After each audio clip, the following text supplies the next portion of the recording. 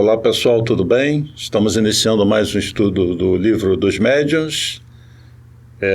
Vamos fazer o nosso preparo e a prece da obra Tempo para Entendimento, mensagem de Francisco Cipriano Irmã Germana, pela psicografia de Celi Durão, durante o trabalho do MAP, e a mensagem é Existência. Hoje quero lhes falar sobre existência. A indagação constante do ser humano é sobre o motivo de sua vinda à Terra. Por quê? Como é possível? O milagre da vida, a perpetuação das espécies. Sábios, estudiosos, filósofos, profetas, pesquisadores, com tendências diversas, opinaram sobre a passagem do homem na Terra. As explicações mais diversas surgem até hoje, e a grande verdade toca os corações e a revelação se faz nítida, se faz presente a cada dia. Apesar dos séculos, apesar dos mensageiros, divulgadores dos ensinamentos do Evangelho, apesar de toda a literatura sobre a doutrina do grande mensageiro, nosso bom Jesus, muito temos que aprender. O importante é fazer de sua existência um constante aprimoramento. Com confiança, tenacidade, amor, dedicação aos propósitos de suas vidas, é possível tornar a existência na Terra um passo para a conquista de outros planos espirituais. O tempo é importante. Com o tempo vem o conhecimento tão necessário para compreendermos o porquê de nossas vindas à Terra. O tempo de espera, o tempo de reflexão, o tempo de construir, o tempo de esquecer, o tempo de lembrar. Sua existência deve ser cunhada nos bons exemplos de espíritos superiores que estiveram na Terra com a missão de espalhar o bem, que dedicaram suas vidas ao ensinamento da doutrina cristã.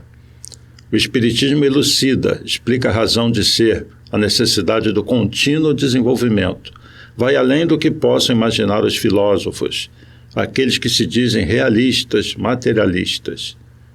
A presença de Deus é sentida em todos os povos. A ciência e a religião estão interligadas. A medicina hoje já aceita a influência dos espíritos na mente humana. Casos tratados como esquizofrenia são curados através de trabalhos de médiuns que afastam espíritos sofredores, perturbados. Intensificam-se as pesquisas. Já são provados em laboratórios fenômenos como a transcomunicação através de máquinas que se comunicam com entidades espirituais. Tudo é energia. A forma de captá-la, a mais efetiva, é através da concentração, através das preces. Todos podem se comunicar com entes queridos, todos podem receber a luz que vem do alto, todos podem ser consolados, todos podem ser tocados pela bondade divina. Exercitem-se através da meditação. Procurem na calma que advém das preces o caminho a ser seguido, o consolo para suas dores, o afastamento da tristeza e do desânimo. Tomem sua existência e tornem sua existência um exemplo para aqueles com quem convivem. Rezem pela humanidade. Uma corrente de amor pode modificar a vida na Terra. Rezem pela compreensão entre os homens, rezem para que todos se sintam impregnados pela beleza do céu, das estrelas, do sol, do mar, dos animais, das árvores, da água, de tudo o que nos é oferecido pela Mãe Natureza. Rezem para que todos se sintam tocados pelo amor, que todos se amem e se ajudem. Sejam simples. Na simplicidade são intuídos os mais puros sentimentos. Fiquem na paz de Jesus, de Maria, de São Francisco de Assis.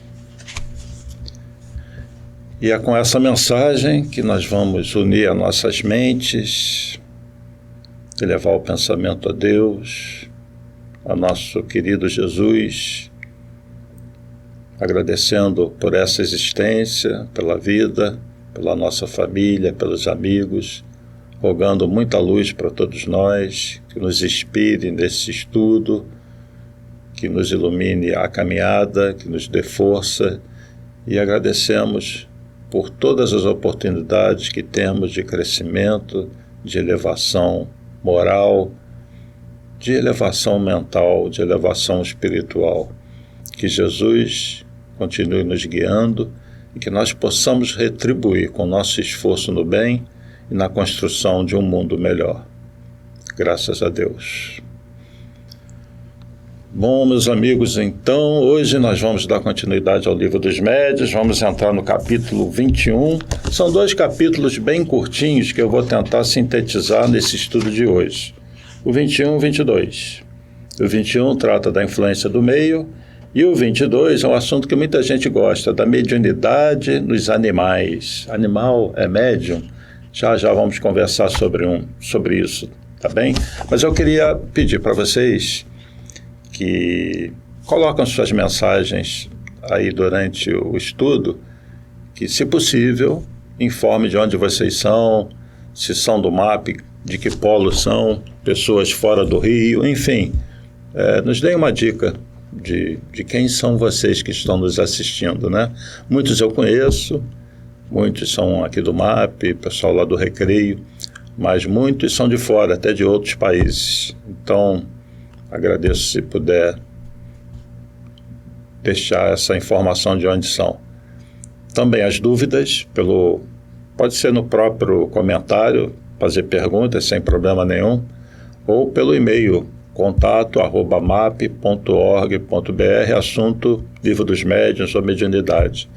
Eu às vezes recebo algumas perguntas por e-mail, e quando é algo que eu sinto que é particular, e às vezes a própria pessoa pede, eu não comento aqui. Se eu comentar alguma coisa, vai ser sem citar nomes, mas eu não tenho nem comentado. Então fiquem à vontade, seja qual for o assunto, orientação.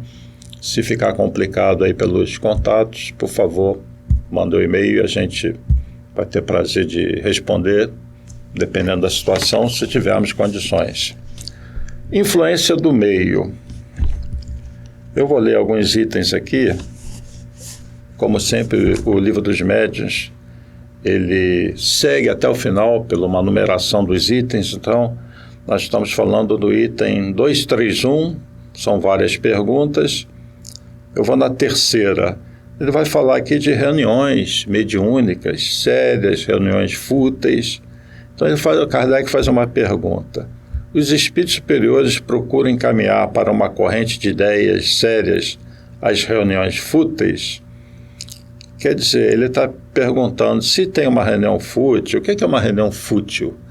É uma reunião de pessoas que estão, de repente, mais curiosas sobre a espiritualidade do que praticamente desejando fazer o bem, desejando se melhorar, tá?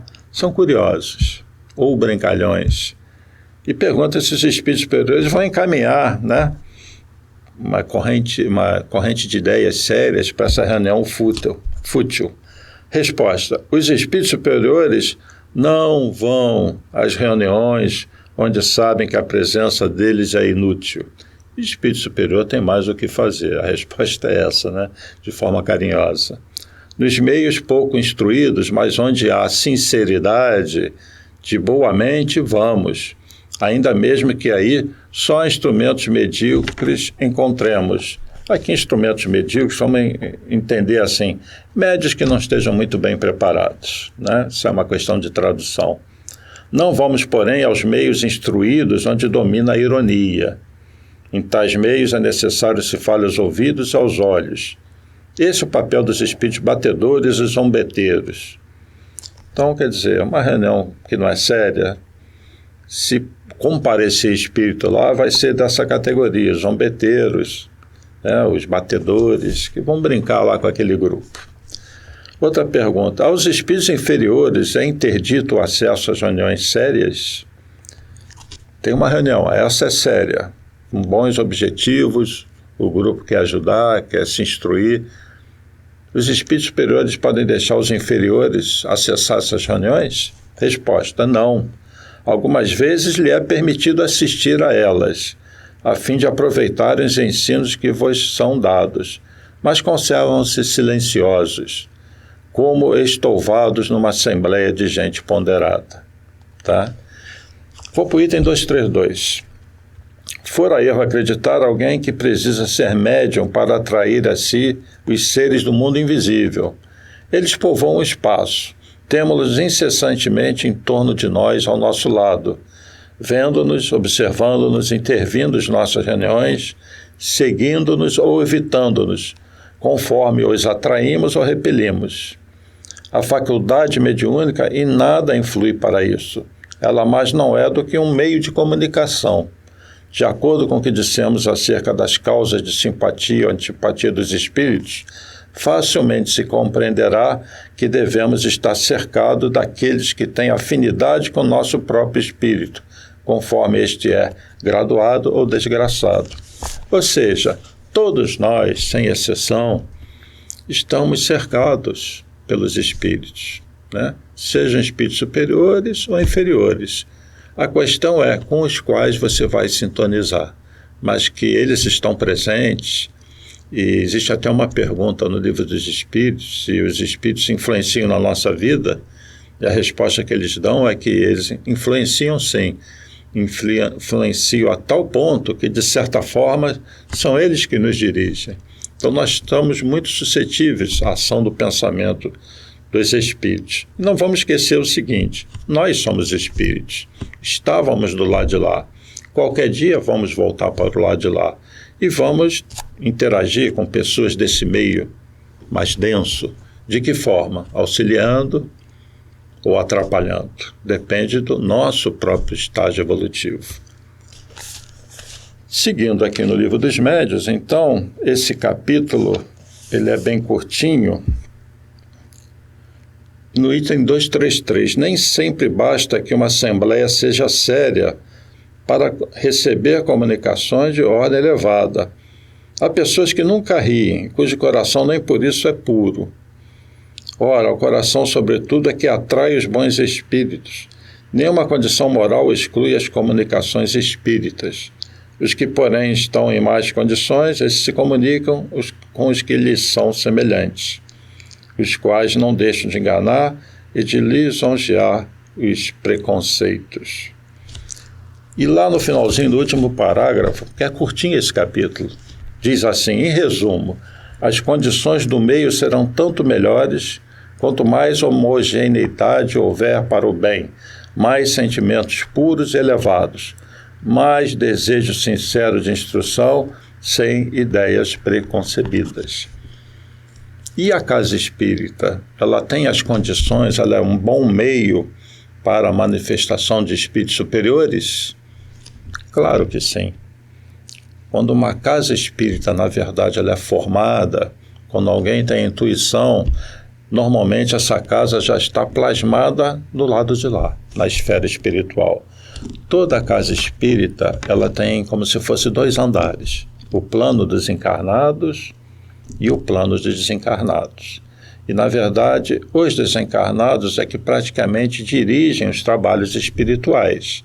Os encarnados têm suas tarefas e se comunicam com esse segundo andar, que vai, então, dar algumas diretrizes nos assuntos que competem à espiritualidade superior. Os tratamentos, a intuição, dos estudos, nas palestras, há essa interação. Mas como o propósito da casa espírita é a caridade, onde está incluso o estudo, são os tratamentos, todas as atividades que compõem uma casa espírita, evangelização, auxílio a comunidades carentes, esse agrupamento de encarnados voltados para um propósito útil e ligados pelo pensamento a Jesus, a Deus, faz com que ali seja criada uma espécie de uma bolha vibratória. Toda casa espírita, ela tem uma série de tarefas que aqui no Brasil, elas, com algumas variações, se repetem em todas as casas. Praticamente todas fazem os estudos, nós temos os passos, os tratamentos. Esse é um padrão que as casas seguem.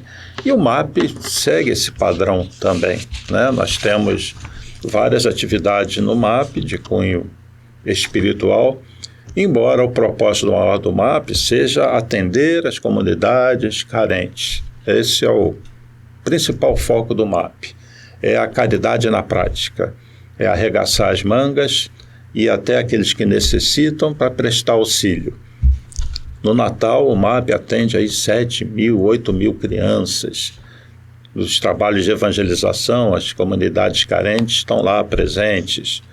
Nas reuniões públicas também, muita gente vai, até da classe média, mas que necessita da caridade moral. Então é um trabalho bem amplo, mas o foco é atender as comunidades carentes. Eu vou passar um vídeo para vocês, mas queria aqui relatar algumas coisas que aparecem no vídeo e fazer uma correlação com os trabalhos do MAP. Vai mostrar esse videozinho, que é um vídeo de 8 minutos e 40 segundos, que toda casa tem tipo uma bolha, uma proteção, justamente o que eu falei, e um portal. Os espíritos perturbadores são logo barrados na porta.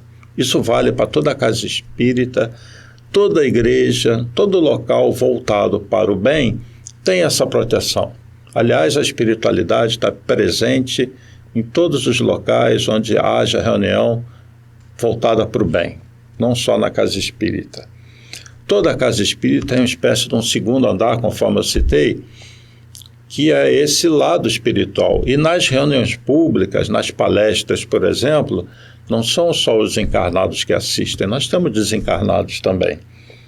A atitude mental dos participantes na casa é muito importante.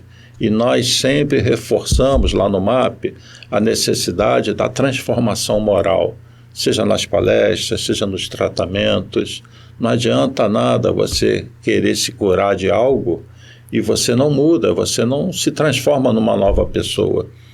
Nesse videozinho que eu vou passar, vão mostrar isso. Esse vídeo mostra uma casa espírita pela ótica dos espíritos, tá bom? A fluidificação das águas, que nós temos no MAP, nas palestras, nos tratamentos, o atendimento fraterno, onde o atendente é sempre intuído, o trabalho de desobsessão, enfim, tudo isso a gente realiza no MAP e todas as casas espíritas realizam esses trabalhos.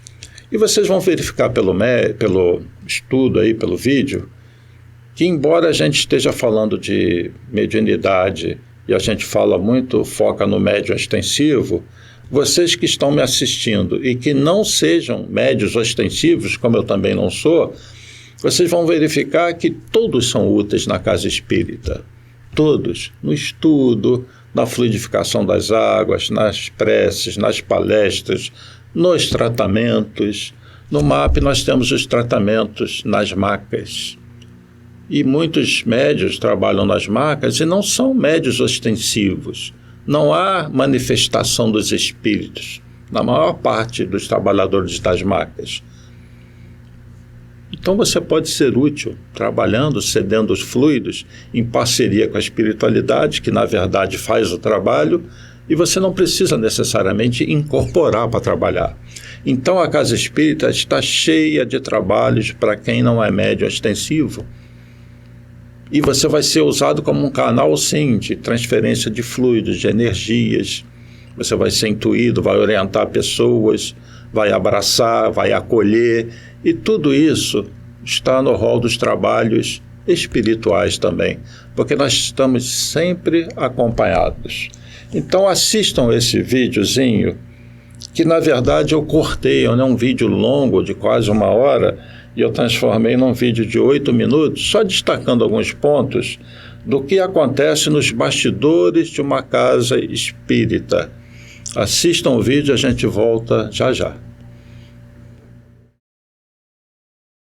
Antônio Carlos Tonini volitando com um companheiro que vai acompanhá-lo até a casa espírita de uma região que ele conhecia bem. Ele morou nessa cidade, trabalhava noutra casa, era um trabalhador espírita, desencarnou e, do outro lado da vida, quis conhecer o que acontecia durante uma reunião. Já que do lado de cá ele tinha conhecimento, do lado de lá ele queria saber como as coisas funcionavam.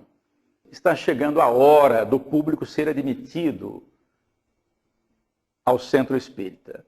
Na imagem, você vê uma espécie de luminosidade, como se fosse um portal. Para quem assistiu filmes em que há portais para serem atravessados, não é? Esse seria um portal. Qual é a finalidade desse portal logo à frente da entrada de uma casa espírita? É exatamente para evitar que espíritos não autorizados entrem naquele ambiente. E não é preciso ninguém ficar impedindo a entrada deste ou daquele, o que seria muito constrangedor.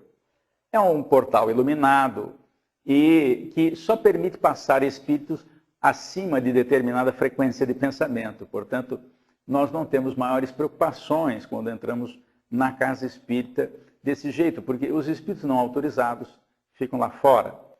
Naturalmente, há aqueles casos difíceis, por exemplo, de uma ligação obsessiva entre um encarnado e um desencarnado, cuja separação talvez não fosse conveniente. Há mesmo referência na bibliografia espírita que uma obsessão de muito tempo não pode ser desligada de uma hora para outra. A cena que você vai ver mostra que há um mezanino, uma região estruturada no mundo espiritual, com recursos de matéria do mundo espiritual, para receber exatamente os espíritos que vão acompanhar a palestra. Às vezes me pedem para colocar o nome de uma pessoa no livro. Eu coloco. Mas qual é o meu grau de envolvimento com aquela pessoa? O ideal é que a própria pessoa interceda. Quer dizer, aquela que tem um nome que a pessoa conhece, que sabe que precisa, faz a intercessão. Por quê? Quando ela faz isso, ela coloca toda a sua energia. E por que eu estou dizendo isso? Porque vocês podem pensar o seguinte, mas qual é o critério dos espíritos para detectar quem precisa mais e quem precisa menos? Não é quem precisa mais e quem precisa menos o critério. O critério é da intensidade de méritos e deméritos. No canto lá à esquerda tem uma pessoa pensando em tudo, menos no que está acontecendo ali. E mais no centro das pessoas que vão tomar o passe, está uma jovem que sai levemente do corpo. E podemos perceber isso pelo laço que une o seu perispírito ao corpo de carne. O que Marcos explica ao Tonini? Diz que o passe, ele é de um teor de energia que penetra o nosso corpo. Mas, se o perispírito sai um pouquinho, por esforço da prece, da concentração de quem vai tomar passe, o perispírito praticamente absorve todos os recursos e quando volta a se justapor ao corpo de carne, consegue fazer um efeito melhor, mostrando mais uma vez a lição de Jesus, a cada um segundo as suas obras. Enquanto o homem no canto, à esquerda da imagem, não está preocupado com nada, está tomando passe automaticamente, a jovem está fazendo uma oração naquela hora. Isso dilata um pouco o perispírito, ele nem talvez tenha saído tanto do desenho, no desenho que está sendo mostrado, o perispírito talvez não tenha saído tanto do corpo. Isso foi um exagero de desenho para mostrar que o perispírito às vezes se dilata, ou às vezes sai um pouquinho, só para mostrar isso. Terminado o passe, vamos dar uma passadinha lá no ambiente onde estão as garrafas d'água com os nomes. E os espíritos estão magnetizando a água, colocando ali recursos que podem servir de medicação para aquela pessoa cujo nome está estampado na garrafa. Naturalmente, os espíritos investigam as necessidades e colocam ali recursos compatíveis com méritos e deméritos de cada um para que cada garrafa tenha a sua contribuição adequada ao seu problema orgânico. Muito bem, a reunião está quase encerrando. E o responsável pela equipe médica dá mais algumas informações ali ao Tonini. E logo em seguida, a reunião termina. Mas começa uma outra tarefa. Nessa casa espírita existe o atendimento fraterno depois da reunião pública, porque as pessoas que vão à reunião pública aproveitam a ida e na saída já fazem o atendimento fraterno. O companheiro que vai fazer o atendimento fraterno já está a postos fazendo a sua leitura de preparação, a sua oração, e 3 espíritos estão designados para ajudá-lo. A responsável por essa equipe é uma mulher, é o espírito de melhor percepção, melhor sensibilidade. Os outros também cooperam. Muito bem. A primeira pessoa que é atendida é um senhor que tem alguns problemas orgânicos já instalados no corpo físico. E a imagem mostra que esta mulher, essa espírito esse espírito que é mulher está vendo dentro do organismo dele exatamente onde está o problema. Ela sabe onde está o problema. Intui o atendente fraterno para avisar o companheiro que ele precisa consultar o médico de sua confiança. Por quê? O problema já está instalado no corpo físico. Pode ser que precise de uma cirurgia, mas isso o médico terrestre vai avaliar. Do lado dos espíritos, ela está observando que a lesão, do outro lado, está observando a lesão e vai contribuir fluidicamente para que isso melhore também. Era a primeira vez que o senhorzinho estava indo ao centro espírita. Recebe uma intuição da atendente, ele, o atendente fraterno, aliás, para que oriente essa pessoa para vir nos dias de tratamento de passe, por algum período, em função do problema, mas que ele não dispense o tratamento médico. Muito bem, agora uma outra pessoa entra, é uma jovem bastante desesperada, ela está numa espécie de obsessão, desesperada, ela não tem maiores sintomas no organismo físico, mas do ponto de vista psicológico ela está bastante alterada. Essa mulher, chefe da equipe, observa o psiquismo lá no fundo para saber o que está acontecendo e identifica imediatamente o problema. Ela está ligada a uma entidade que a persegue, está do lado de fora, não foi autorizada a entrar. Ela identifica esse problema e orienta o atendente fraterno para dizer a ela que comece também um tratamento de passes e também vai colocar o nome dela para o tratamento da desobsessão, porque ela está com uma influência perniciosa. E alguém poderia perguntar, mas que problema é esse? É o marido dela. Dessa encarnação não, ela nem casou. É o marido da outra encarnação, que ela abandonou. E esse marido não perdoou-a. Ela já está encarnada outra vez e o marido a persegue. Isso nos leva a muitas reflexões. Há sintomas que não sabemos as causas, mas elas às vezes são profundas, estão lá em outras vidas. E os sintomas estão começando a aparecer. Por sorte, ela procurou a casa espírita. Vai ser orientada, vai estudar, vai fazer cursos, vai entender a proposta de Jesus. E em se modificando, vai ajudar o marido a se modificar. Mas por enquanto, essa atendente manda entrar o espírito obsessor do passado. O marido entra, feroz, querendo agredir, mas é impedido disso. E ela conversa com ele, dizendo que as coisas vão se resolver de alguma forma, ela vai perceber o erro, ela vai se modificar. Então, perceberam? São apenas algumas das atividades que nós temos numa casa. Agora, o foco é transformação moral de todos os trabalhadores, de todos os participantes. Sempre nós precisamos ter em mente que nós somos os grandes beneficiados pelo trabalho na casa, seja qualquer instituição voltada para o bem. Pode ser uma igreja evangélica, uma igreja católica, mas nós somos espíritas, estamos falando da casa espírita. A casa espírita oferece um leque de opções de trabalho, sem contar as amizades que são feitas, e você acaba formando um grupo, né, de afinidade que passa a fazer parte da sua vida. Então, o primeiro foco nosso tem que ser a nossa transformação moral. E o outro é estender a mão para os outros. É amar o próximo como a ti mesmo. Você se ama, mas você ama o próximo. Fora da caridade não há salvação. Como eu disse, o MAP tem como foco o atendimento às comunidades carentes, mas tem as palestras, as reuniões públicas, tem os tratamentos. No MAP Recreio, por exemplo, é toda sexta-feira. E está todo mundo torcendo para esses trabalhos voltarem logo, né? Com essa pandemia, nós tivemos obrigatoriamente que ter uma parada na maior parte das casas e em breve vai estar voltando. Nós temos o trabalho das quentinhas, que é precedido pelo trabalho da cozinha para preparar as quentinhas. Nós temos dois grupos, o que prepara e o grupo que entrega.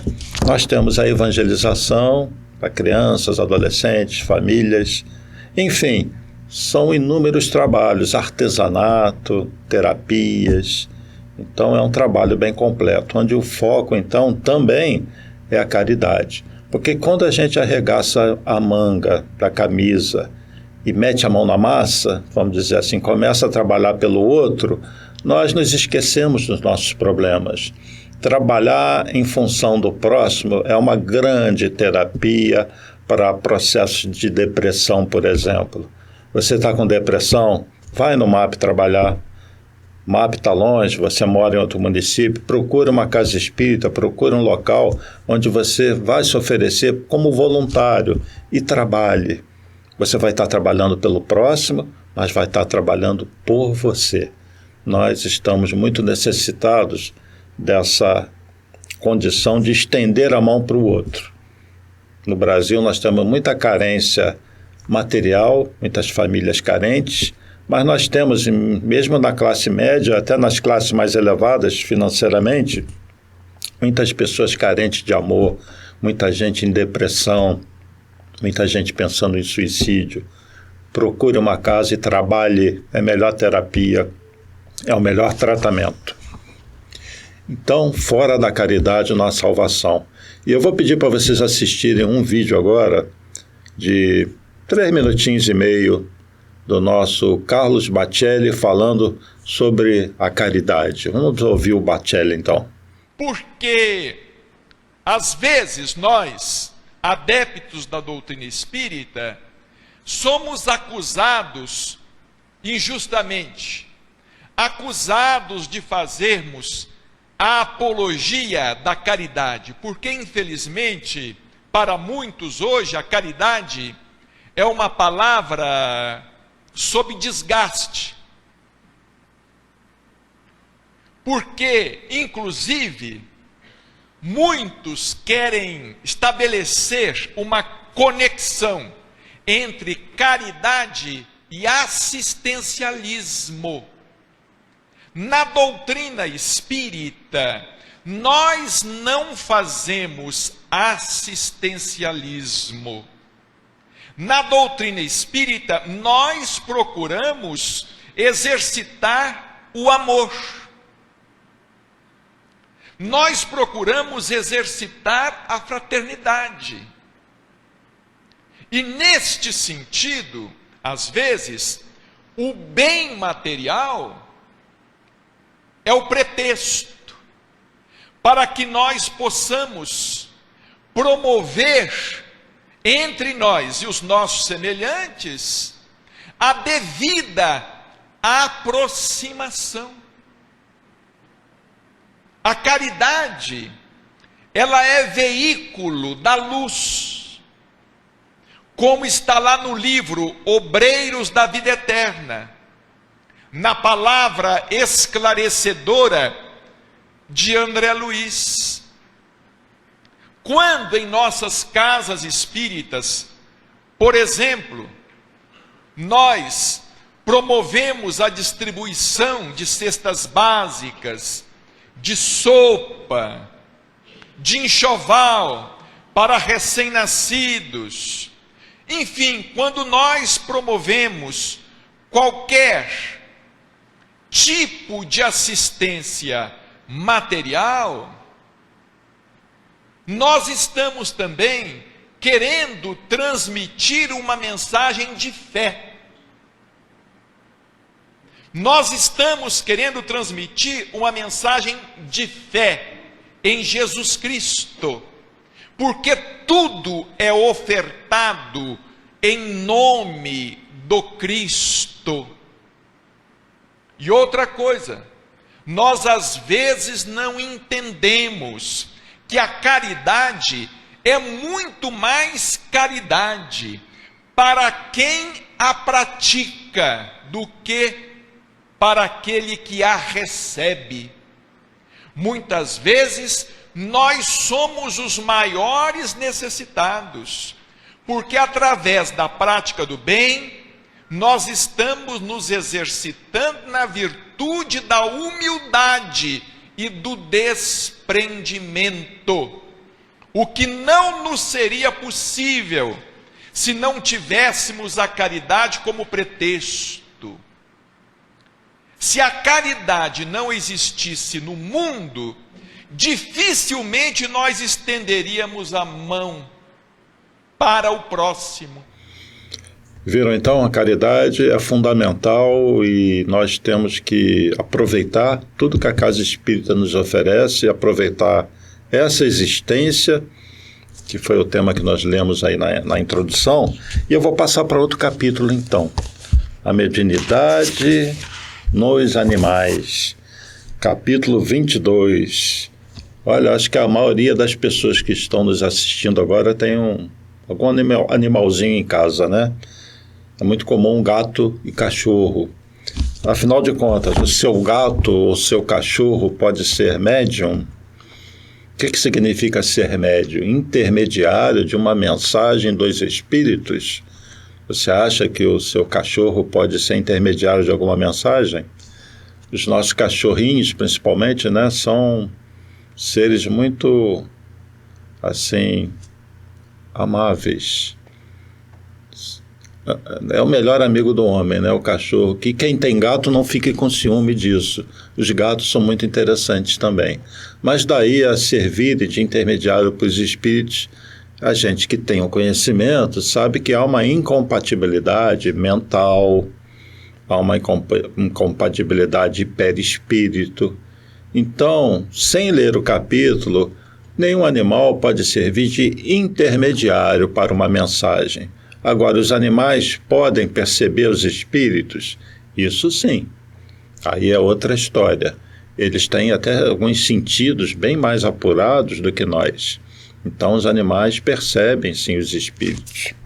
Deixa eu ler algumas partes aqui desse capítulo 22, então, que começa no item 234. E ele é bem curtinho e eu vou direto para o resumo. Não, antes vou no item 236, que diz assim: a questão da mediunidade dos animais se acha completamente resolvida na dissertação seguinte, feita por um espírito, cuja profundeza e sagacidade os leitores hão podido apreciar nas citações que temos tido ocasião de fazer de instruções suas. Então, vem o espírito falando. Explanarei hoje a questão da mediunidade dos animais, levantada e sustentada por um dos vossos mais fervorosos adeptos. Pretende ele, em virtude deste axioma, quem pode o mais, pode o menos, que podemos mediunizar os pássaros e outros animais, e servir-nos deles nas nossas comunicações com a espécie humana. É o que chamais em filosofia, ou antes em lógica, pura e simplesmente um sofisma. Podeis animar, diz ele, a matéria inerte, isto é, uma mesa, uma cadeira, um piano. A fortiori, deveis poder animar a matéria já animada, e particularmente pássaros. Pois bem, no estado normal do espiritismo, não é assim, não pode ser assim. Primeiramente, entendamos bem acerca dos fatos. Que é um médium? É o ser, é o indivíduo que serve de traço de união aos espíritos, para que possam comunicar-se facilmente com os homens. Espíritos encarnados. Por conseguinte, sem médium, não há comunicações tangíveis, mentais, escritas, físicas, de qualquer natureza. Há um princípio que, estou certo, todos os espíritas admitem, é que os semelhantes atuam com seus semelhantes, e como seus semelhantes. Ora, quais são os semelhantes dos espíritos, se não os espíritos, encarnados ou não? Será preciso que vos repitamos incessantemente? Pois bem, repeti-lo-ei ainda. O vosso perispírito e o nosso procedem do mesmo meio, são de natureza idêntica, são, numa palavra, semelhantes. Enfim, o que é peculiar aos médiuns, o que é da essência mesma da individualidade deles, é uma afinidade especial, ao mesmo tempo uma força de expansão particular, que lhes suprime toda a refratariedade, estabelece entre eles e nós uma espécie de corrente, uma espécie de fusão. E aí ele continua na explicação. E lá no final desse item, ele vai dizer assim: é certo que os espíritos podem tornar-se visíveis e tangíveis aos animais, e muitas vezes o terror súbito que eles denotam, sem que lhe percebais a causa, é determinado pela visão de um ou de muitos espíritos. Quem é que já não viu em casa o cachorro, o gato, olhando para o vazio, às vezes o cachorro latindo para uma parede, ou ele se assusta, o gato arrepia, e dizem os antigos, né, que o gato é um animal que, manipula, ele absorve energias do ambiente. Sinceramente, eu não sei dizer sobre isso, mas eu conheço muita gente que bate pé dizendo que é verdade. Enfim, os animais percebem os espíritos, conseguem até ver, mas não conseguem servir de intermediário. E como a palavra médium é de medianeiro, intermediário, do ponto de vista da comunicação, não há a menor possibilidade de um animal ser intermediário dos espíritos. Mas eles percebem os espíritos, tem essa diferença. Na Bíblia tem uma passagem, eu vou mostrar uma figura para vocês já, e vou ler aqui, antes de mostrar a figura, é a jumenta ou a mula de Balaão. Isso está no livro dos Números. É a seguinte situação, né? Você tem o Balaão e ele está indo com mais intenções encontrar com Zipó, filho do rei dos Moabitas. E tem um espírito que quer evitar que Balaão faça isso. O que esse espírito faz? Primeiro, ele se faz visível para o animal, ele estanca a mula, a jumenta, e Balaão trava. E Balaão, então, vai começar a bater na jumenta, querendo ir em frente. E o espírito, então, na terceira batida, ele se manifesta. Só que ele interpreta, ao ouvir o espírito, como se a mula estivesse falando com ele. Na verdade, é um espírito, ele não tinha esse entendimento. A passagem é a seguinte, do livro dos Números, capítulo 22, versículos 28 a 31. Então o Senhor abriu a boca da jumenta, a qual disse a Balaão: que te fiz eu que me espancaste estas 3 vezes? E Balaão disse à jumenta: porque zombaste de mim? Tomara que tivera eu uma espada na mão, porque agora te mataria. Quer dizer, Balaão estava fulo da vida, né? E a jumenta disse a Balaão: porventura não sou tu a jumenta em que cavalgaste desde o tempo que já fui tu até hoje? Costumei eu alguma vez fazer assim contigo? E ele respondeu: não. Então o Senhor abriu os olhos a Balaão e ele viu o anjo do Senhor que estava no caminho. Quer dizer, esse anjo induziu um pensamento a Balaão, deu uma freada nele e finalmente ele conseguiu ver o anjo. Anjo é espírito, né? Que, aliás, nos leva a uma reflexão. Se naquela época os espíritos se comunicavam com os homens, anjos que fossem, não podem fazer isso hoje? Sim, podem e fazem. Então, nesse caso, mais um caso na Bíblia em que é mostrado a interferência dos espíritos, mas o entendimento dos seres daquela época sobre as manifestações espirituais era muito pequeno, tudo era levado para o lado do fantástico, era o próprio Deus se manifestando, ou eram anjos ou eram demônios, né? Eles não compreendiam essa interação que existe do plano físico com o plano espiritual. Então Balaão ali, ele é freado na sua intenção de ir até o filho do rei dos Moabitas, provavelmente para matá-lo, dado o estado de ânimo dele, né? Que queria ter uma faca ali para matar a jumenta. E o anjo ainda tentou ali segurar ele e proteger a jumenta, né? Porque ia acabar sobrando para a pobre jumenta. Então esses casos de mediunidade estão presentes em toda a Bíblia, Velho Testamento, Novo Testamento, no caso é o livro dos Números, Velho Testamento. É livro escrito por Moisés. Então, em resumo, nesse assunto, os animais não podem servir de intermediário com os homens. Nesse caso, a gente não pode fazer a interpretação literal, né? A Bíblia é muito simbólica. A jumenta, é óbvio que a jumenta não falou, né? mas o espírito se comunicou mentalmente. E ele entendeu aquilo como sendo a jumenta. O espírito induziu uma ideia nele e conseguiu freá-lo, era o objetivo dele. Então é isso. Vocês que têm seus animais, fiquem atentos a eles. Eles são muito sensíveis, merecem o carinho e muitas vezes sentem uma presença na casa. Até para isso o Evangelho no Lar faz muito bem para os animais. Não deixem de fazer o Evangelho no Lar.